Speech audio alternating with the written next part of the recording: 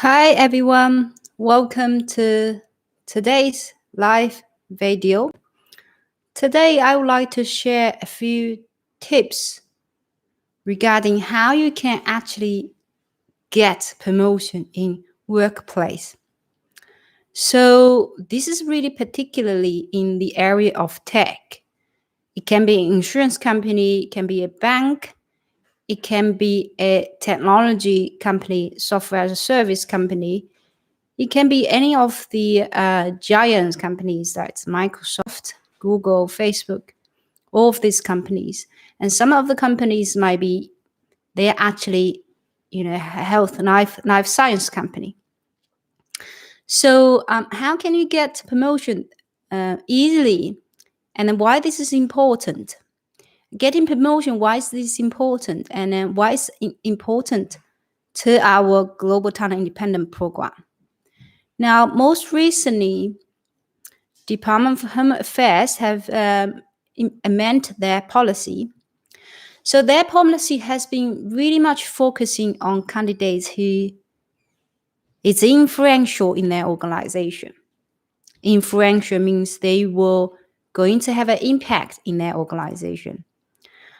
So in this case, if they are influential, which means their decision will reach to a bigger team, big audience.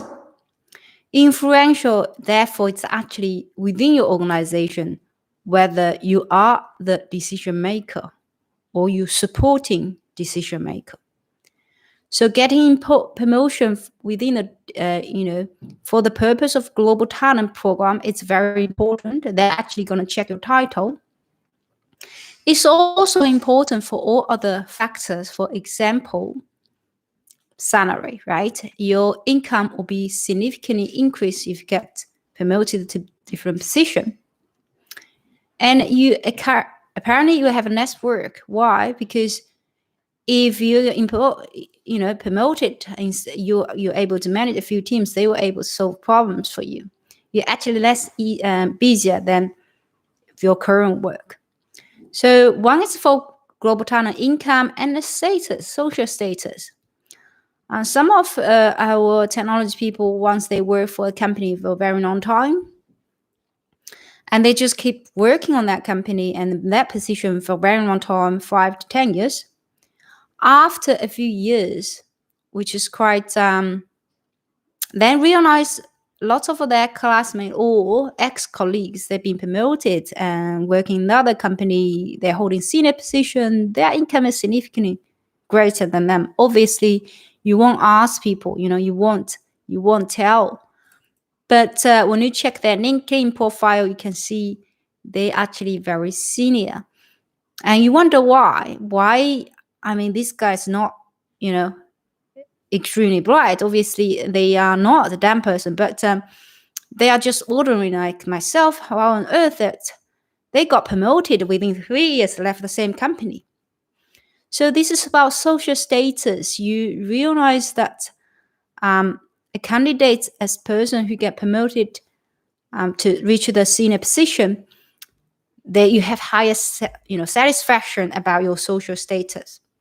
Another factor regarding the why we want to get promotion, if of course if you're very satisfied, burning the current workload and very satisfied, you can stay in your position for another 10-20 years.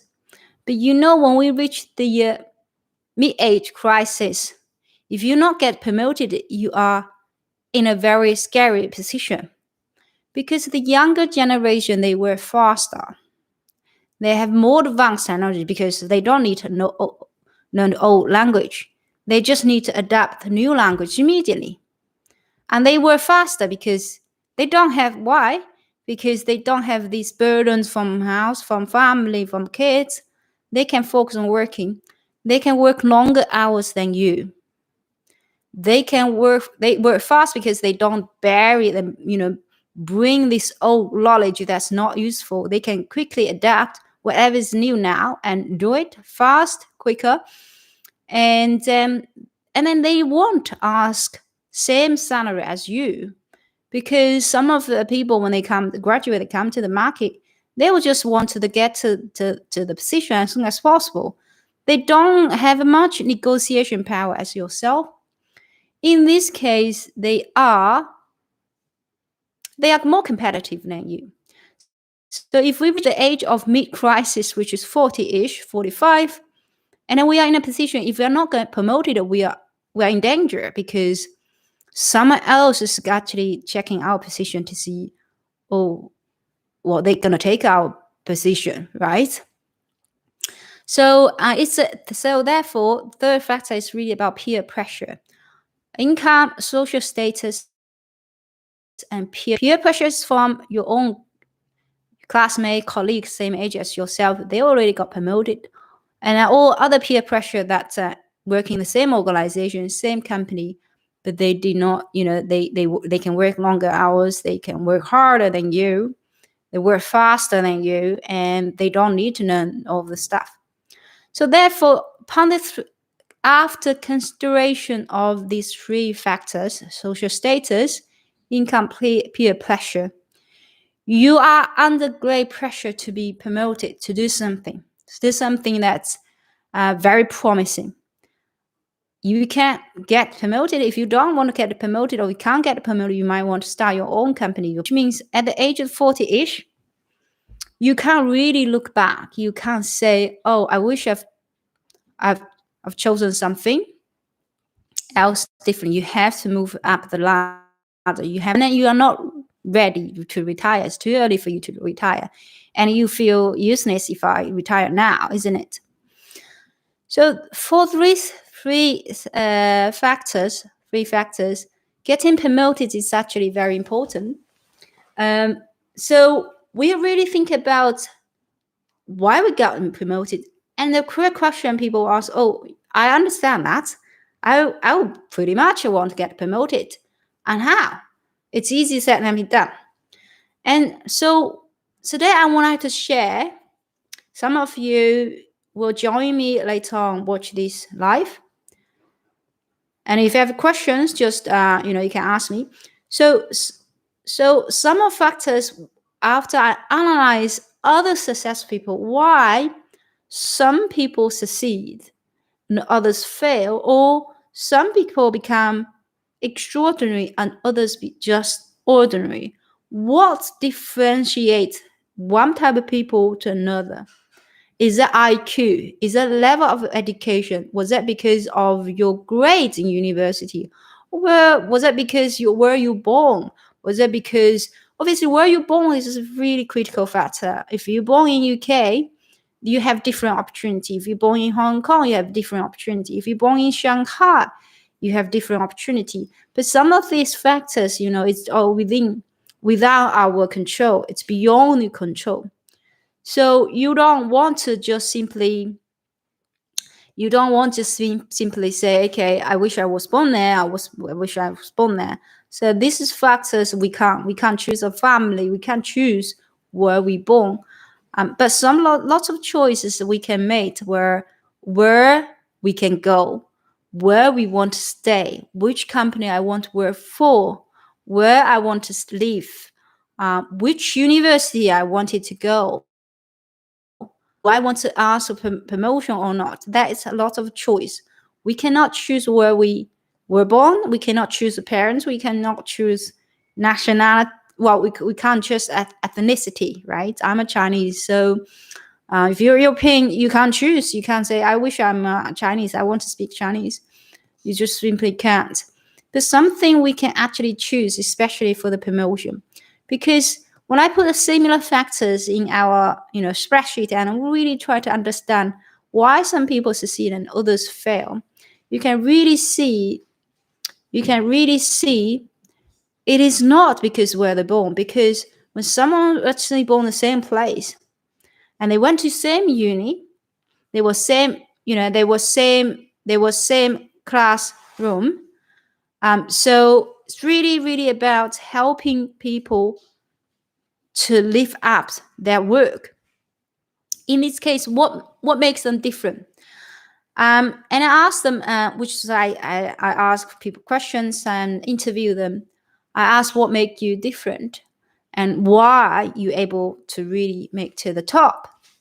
And it's not about gender, because I've seen lots of female entrepreneur, female professionals, they actually reach to the top. It's not really about that. It's not about gender. So one of the thing they came out really often when I asked them in the past, they mentioned about give value. So give value, it really means that, when we were hired to do a job position, we have job description. They were expecting you to do something.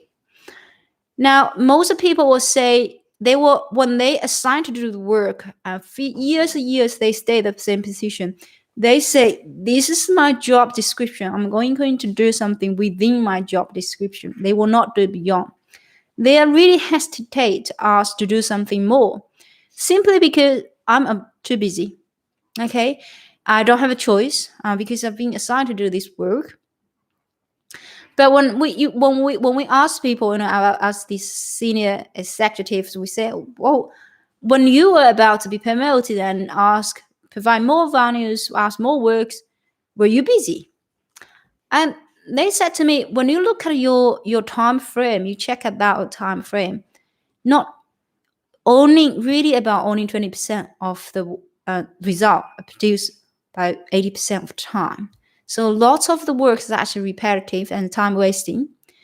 And then you really need to understand why they're actually there, and try to analyze when I can bring more time, free time to do something that is beyond my job description. Therefore, we will have more time to really give value to other people. Can I train other people, which is not within, but can I? Sometimes you need to show your supervisor, your manager, you're actually capable to do that. So if you say I'm not positioned to train others, they will just try to assign someone who's actually putting their hands up. So if you want to give more value, it's actually you're the person who who hands up, who gives the value to the organization by hands up asking for work, and trying looking through our time daily works. Have I spent actually 8 hours doing work? Perhaps I spent an hour scrolling on Facebook or WhatsApp or communicate with them. So within my work hours, I'm sure you have some emergency come out, but have I actually spent enough time efficiently in my workplace? Or if I have that 1 hour, can I do something else? So give value, more value. It is really present yourself to the boss, to the supervisor. So every time, next time when you negotiate with promotion, they are familiar with you because you turned up all the times. You put your hands up all the times. So give value will be the first one you want to get promoted. And that's the first reason why you think you deserve promotion, because we don't do a lot, right? If you voluntarily provide trainings to all new employees, new team members, introduce them, even nobody, sometimes the companies, they don't have onboarding experience, which means someone might be left there and sitting there and then for days and nobody actually assigned them to do anything, which is quite bad. You can see that's a lot of work. It's not, when organizations which there, it's not 100% satisfaction. It is always about people improve the jobs, business system, how we actually, move this together. So provide values. The second one is really never hesitate to ask feedback from your direct line manager. Never hesitate. When sometimes you feel hesitate because you feel I might not put myself into disadvantaged situation if I ask and they're gonna criticize me. Well, if you don't ask, they're gonna they're gonna comment your performance anyway. They're gonna comment but if you don't actually ask feedback, their feedback will be on your performance review. Their feedback will be, oh, we want you to get engaged and asking feedbacks. And all the engagement, they just always leave this, and then you just ignore that. You say, I'm not going to interested in that. Also, you're not known people. Even if you've done all the works, you never been known. I myself, I supervise our team members. I would like to someone to. I don't want someone to, sit there quietly.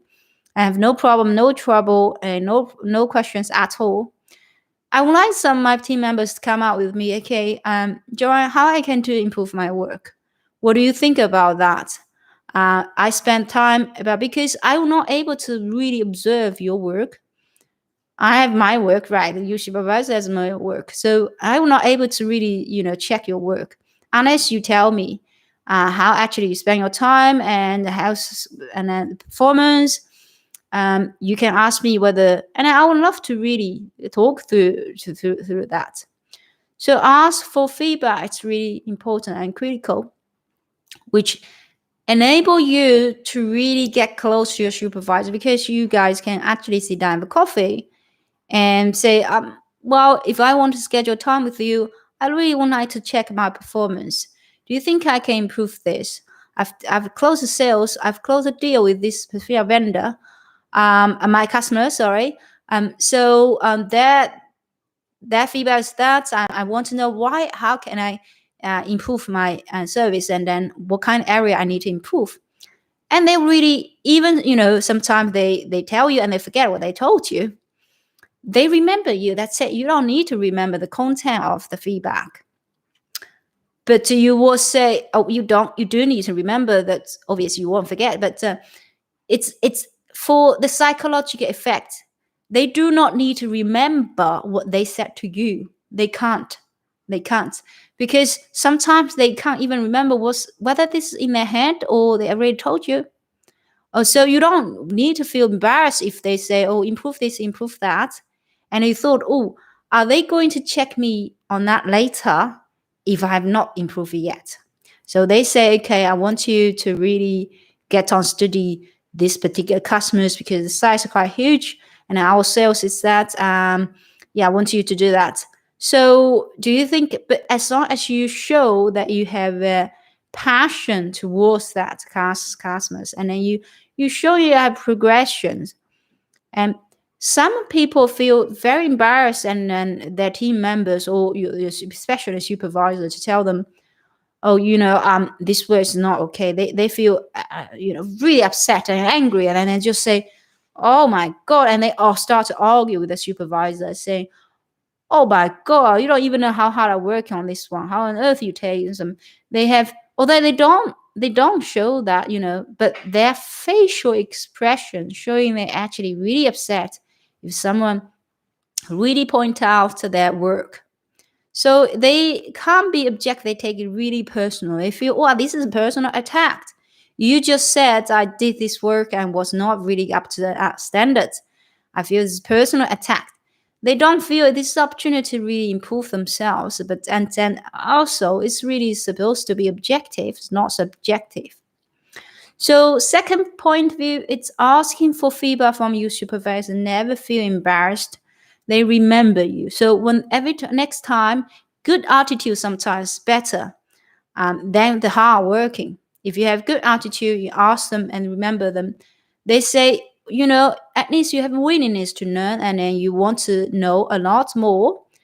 So that is a second tips to get promotion. So this is not just a speculation. This is what I learned from a lot of candidates who actually, successfully got permanent visa. And then the reason behind this is really because they managed to negotiate along the way, all the times. They managed to negotiate all the times.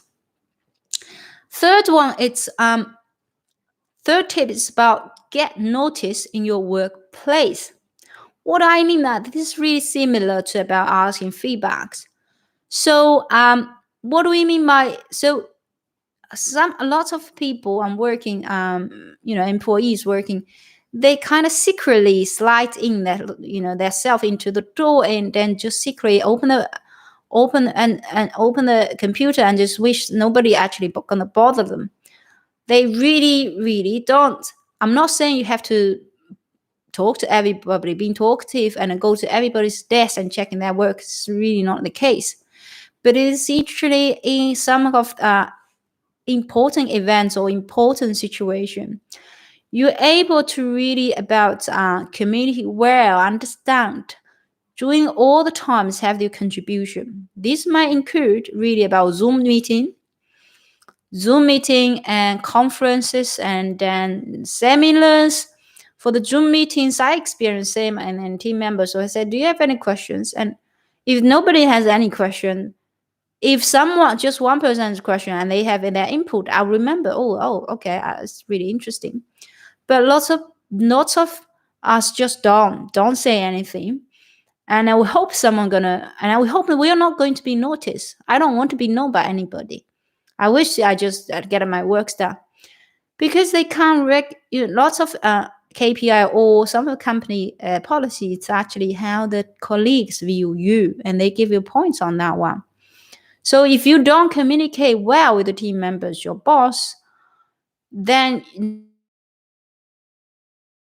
they don't even know you know if we say rate from 1 to 5 about your colleagues, their performance, or about their attitude, and you don't know, you don't want to give 1, you don't want to give 5, which is negative, because if you don't want 5, then how you on earth are you going to have a high point? So you don't want, so that I just put 3, or I just want to put 3. So this is a situation, lots of you don't know what anything happens behind the screen, behind the scene. That's how why you were promoted and why you were not promoted and your colleague were promoted. You thought sometimes furious about, these colleagues, I don't think they are actually that bright. Or some people, even for our global talent program, they're furious. They're furious about, they say, okay, my colleague, this person, I don't think they're actually smart at all. How on earth they got the invitation? I don't, especially for PhD graduates, because their classmates might already have it, but they don't, and they are furious. But there's a reason behind that. It's not random. There's of course some subjective view from the department, but it is not random. Some of the candidates on the surface, when you check there, you might think they have a weak case, but somehow they come out with a lot of supporting evidence. Other people, they believe they're extremely bright, but sometimes they have very, very, deficiency in their file, and they don't notice that. They just feel furious about what on earth is that. So something, it's, you can see that you believe, I'm sure that you are, in terms of your IQ intelligence, it's good, and you're not that person, you're very smart. But why someone else's A managed to have lots of people endorse them and you don't have any, right? You're going to ask this simple question. Why some candidates are lots of endorsement from people who's around the world, and then they will say good things about them, and you don't know anybody, right? So that's, and then you just simply say, I don't want to ask anybody. So why is that case? If all of my clients got endorsement for 5 from 5-10 colleagues, and why you can't come out 1? This is simply because of what? Because you don't get noticed, and you don't want to be get noticed. You just say, I don't care. I want to do the work. I'm a hardworking person. I'm smart. I can solve the problem. Surely you can solve the problem. Surely you're a smart person. Surely you are really good and competent in your work. It's technical part of work. But in personal type work, you lack a lot of that. You are not aware. So it seems you actually spend greater amount of time, greater amount of time than someone else is not doing the same amount of work, but you're actually not getting paid the same, or you just feel that it's not. Why is this a situation? So today I just share with you how you actually can negotiate promotion. Negotiation, when I say negotiate promotion, it's really about you have to do your front works prior for you to ask for favor, to ask for promotion. For asking promotion when the time it's ready, for instance, You already got noticed by your supervisor, your colleagues, they put a good comments on you. And this is just a matter of time when you sit down and ask. And then when you have these factors, these elements ready, you will never hesitate because you know you get support. However, if you're not in that position and then you think, oh, nobody knows me, and my supervisor could not even call my name, I haven't talked with him in the last 3 months. So you hesitate because you just never spoke with him in the last 3 months, and then you ask for favor. That's just simply impossible. Although in the organization, it's nothing about favor, right? But it's a decision-making process. Someone gonna put through this request. Someone gonna approve that. And you want to be making sure that what you can apply, what applies to you applies to someone else as well. So I'm going to wrap up in the next 5 minutes. If you have any questions, my experience about promotion, about negotiation, although it's instant when we go to seek a boss to say, okay, I think that's a senior solution architect position. I think I'm capable to take this position.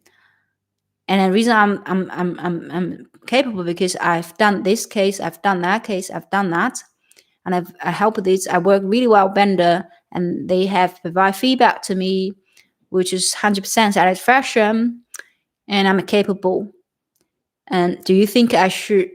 Do you think I'm capable to take this challenge? I'm happy to help you, have our team grow further. Now that's a matter of time when you just sit down with your supervisor, your boss, ask for promotion. This is just a time to ask. But if you're young enough, obviously you don't worry because you're not long ahead of you. If you're young, you should always ask and always get your hands up to do something that's critical. Have a project that has lots of visibility. You want to be visible, to be known, to be heard, to be met. Really, you can't. Even your technical person, because for technical person, sometimes you think I don't care. I just get code down.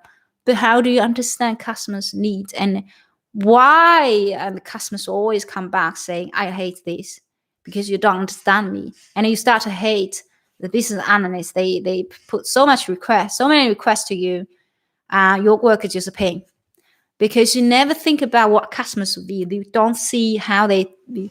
If you're a technical person and if you're a technical person, but you think about in a business sense, it will make you very powerful. And then that's the reason why our candidates, they can get permanent visa approved very fast. So get promotion. I understand if you apply for Australian permanent resident, that's a situation. If you apply for UK, US, any other Canadian visa, it will be the same as well. Although criteria for the UK one will be a lot harder than Australia. But if you're heading, senior executive level, you will never left out. You will be the one, and then you will have a different mentality. You are not the same person as 2 years ago. If you're not growing from now on, 2 years later you're gonna be the same person. 3 years later you're gonna be the same person, and then you just see your colleagues, they left, they got promoted in another company, and you just feel, why are they just being lucky? You don't see that's actually secret for this, and you're not learning it. I've experienced interviewing hundreds of candidates. None of them are actually dumb. None of them. Okay, all of them are very intelligent, very clever, hardworking, spend lots of time thinking about their work. But only very few people which are actually eligible for global talent. Very few people have a very strong earning power. Very few people gone through a system. Now, what is that? Do they have a connection? Yes, professional connection. Do they? Because they build a professional connection. When you ask them what kind of people you know, it's not about they know it because they are the connection from their dad. It's from their work. So why some people succeed and the other, and why they negotiate through the life, to have always advancement towards others. It is simply because they understand some fundamental things that is critical to one person's career development and personal development, career growth and personal growth.